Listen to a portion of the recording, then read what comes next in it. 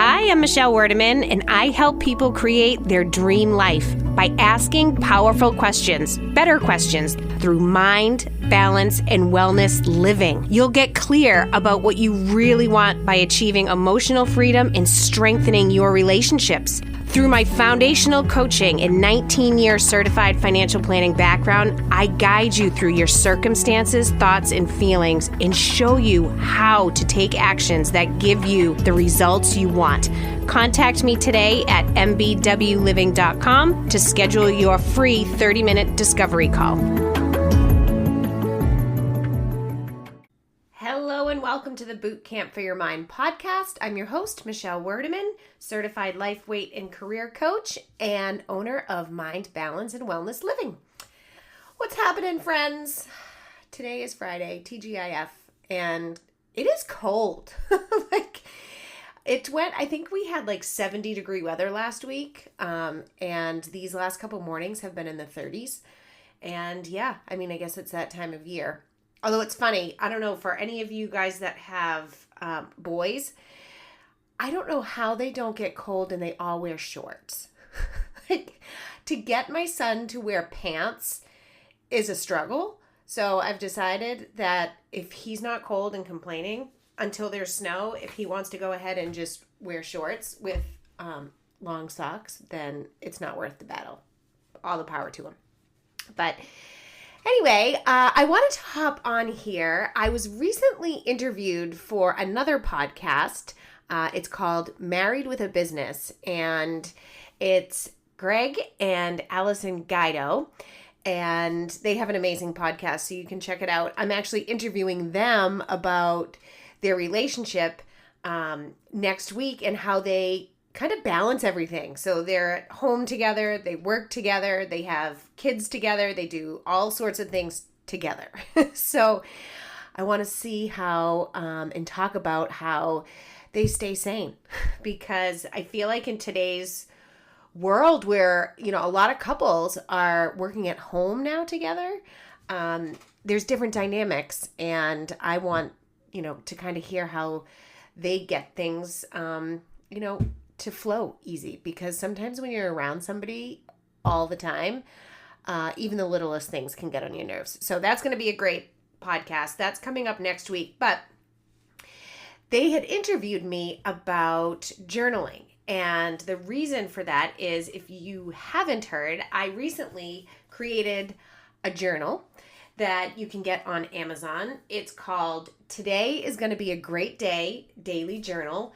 And I'm so happy. It made me so proud to get that out there. And what I did was, I'm a huge fan of journaling. And I'll tell you why, that science actually proves journaling to be very therapeutic. It creates mindfulness, which, we hear that word thrown around all the time. Self-awareness. And it's really just a good way to get everything out there. Get everything out of your head. I'll talk more about that in a little bit. But what I did was I took my passion for journaling, and I have so many different journals. I have ones that are just blank pages where I can just write and get my ideas down or whatever thoughts are in my head. I have ones that use science-based approaches to kind of get our bodies and mind in line. That's what my journal is. And then I just have a couple other small ones that will start with a question of the day, and you can just start to write. So what I did was I combined all of my favorite things of different journals that I use, and what journals that I've used throughout the years, and I've put that together in this one particular journal. And the reason it's called Today is Going to Be a Great Day is because I say that not only to myself when I wake up first thing in the morning, but I say it to my kids and I say it to my husband. And even if you're not in the mood, or you kind of wake up on the wrong side of the bed, or, you have something going on that day where it's not that great, if you can start your day just by saying the words, today is going to be a great day, it does something to your brain Now, you might not feel it. It's not like you have to be like, woohoo, today's going to be a great day. But just starting with the thought, today's going to be a great day, actually starts to set you in a positive mindset. So, today's going to be a great day, just in case. Whatever day you're listening to, it is going to be a great day. So, but then what I did, so like I mentioned, I use a science-based approach to align your mind and your body. And the questions that I go through in this journal and the exercises that I have you do before you start writing really does help align your nervous system and your brain to start to get creative, and you can be intentional. So to kind of give you an idea of what one of the pages looks like, so we start first taking a couple deep breaths with your hand on your heart. And there are 3 deep belly breaths. And by belly breaths, I mean when you take a deep breath in, notice if your chest is rising or is your belly rising. And you want to make sure it's actually your belly. So if you put your hand on your belly, so do one on your belly, one on your heart, you want to imagine that you have a balloon in your belly. It's not inflated. When you breathe in, you want that balloon to expand. So you actually want to see your belly rise. Because what happens is a lot of times, when I learned this belly breathing, I was like, oh, I didn't realize that this whole time I had been breathing into my chest. And if you ever get into, a situation where maybe you're anxious or scared or even excited and you're trying to take deep breaths, if you're doing it through your chest, you can actually make your breathing harder. So I always encourage people to, several times a day, practice some belly breathing, because then it will become easier. And then what we do is, so once we take our deep breaths, then I have you close your eyes, still with your hand on your heart, just smile and say, I feel love, I feel safe, and I feel at peace. And you can say this and repeat this as many times as you want or you need to. But that's a great way to send signals to your nervous system that actually starts to settle your body down. And when you repeat a mantra of being loved and safe while placing your hands on your heart, this actually increases a sense of calm in being settled. And when your body and mind are in a calming state, you're actually able to focus your energy and attention on what your brain wants to create. And this process will actually start to help you rewire negative self-talk the more you practice this. And then it's also very important to compliment yourself at the same time.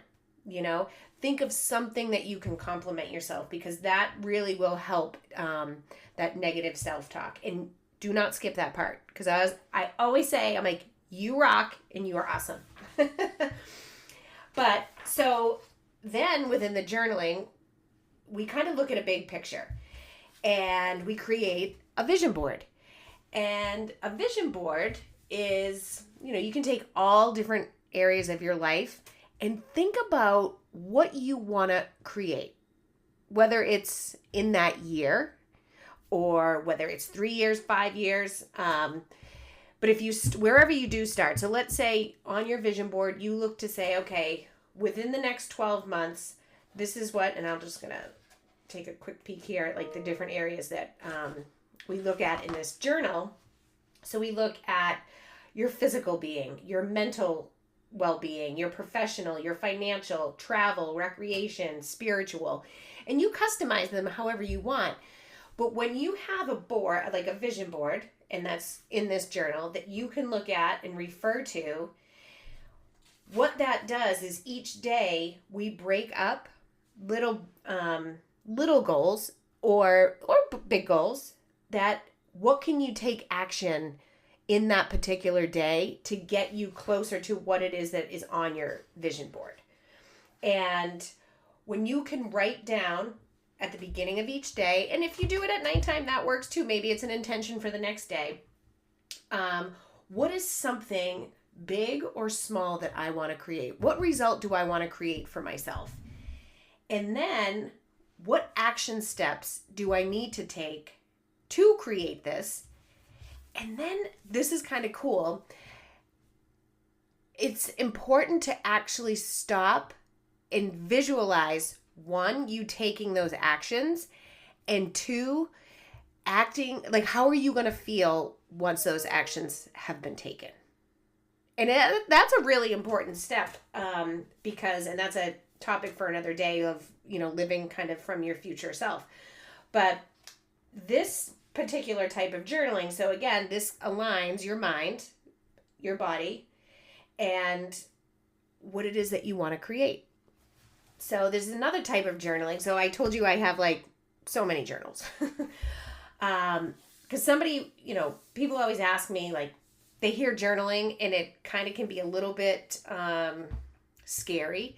People will be like, I have no idea what I'm going to write about. Like, no clue. I don't even know where to begin. Like, I don't have the time. And when I say journaling, this doesn't mean that you have to sit down for 10, 15, 20 minutes and just write. And if you do, awesome. But if you don't, and you don't know where to start, I always tell people, I'm like, just start with writing 3 things that you're grateful for. And they don't have to be huge things. Like some mornings, I am grateful for my coffee. I am grateful for my kids getting on the bus and getting out of my house for a few hours. Or like my dog. Sometimes they're bigger things, but just focusing on things that you're grateful for in that moment and writing those down is a fabulous place to start. And another reason I think, journaling is a great thing to add to your daily routine or every other day or, a few times a week is it's actually can be very therapeutic. So with my clients, a lot of times what we do, depending on the session, we do thought downloads. And I always advise people to do these, if they can do them every day, great. If not, like at least several times a week. So what a thought download is really just cleaning out everything that's in your head. So I want you to imagine if you are going to clean out your closet or your pantry. And your first step is basically like going in and taking everything out, right? And then going through everything and looking and saying, you know what? I don't need this one anymore. This doesn't serve me anymore. And you start to get rid of all the stuff that you don't need or that you don't use or it's old, stale, whatever it is.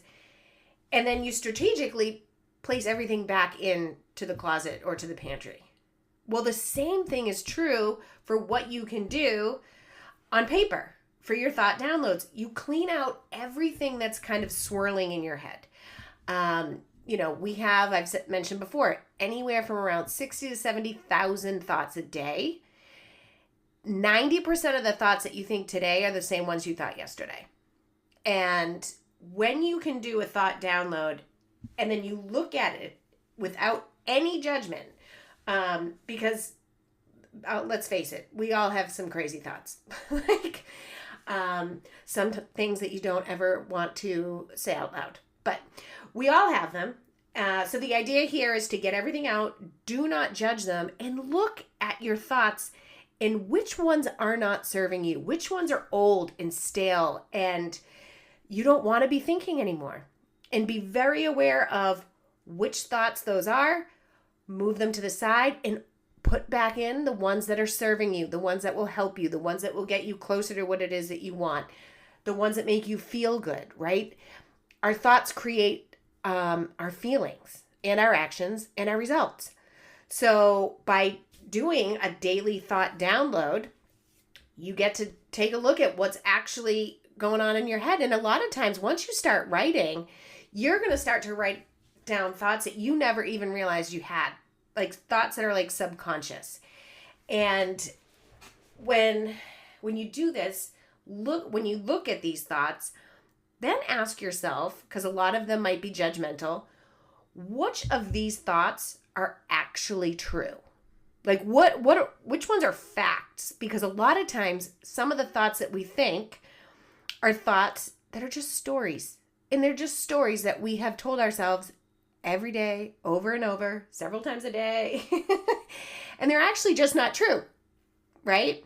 Like I think about, there was a meme once and it was kind of like, it joked about like how many fights you've won in the shower, like in your own head. Like, I know you guys all know what I'm talking about. Like, how many times have you actually played out a conversation or an argument with somebody, like in how you think it's going, and it 100% doesn't go that way. Like, it's completely just a story that you've been thinking about. Like, it's kind of funny. But this is a perfect way, journaling and thought downloading to actually help you get some of those stale thoughts out of your head, right? So if you don't do anything like that, I highly suggest doing that because it really is therapeutic. And, on the interview, Craig and Allison asked me, like, when did I start journaling? And it made me go back to think, like, I kept a diary in 5th grade. I remember buying it at, like, this cute little store. I still have that diary, and I actually read it to, like, me and my daughter were going through it, and I can't even tell you what joy it brought to me, because I'm like, oh, I was like, this was 10-year-old Michelle, and I think I wrote on every single page that I loved this boy who I had such a crush on for a long time, and I literally wrote it on every page.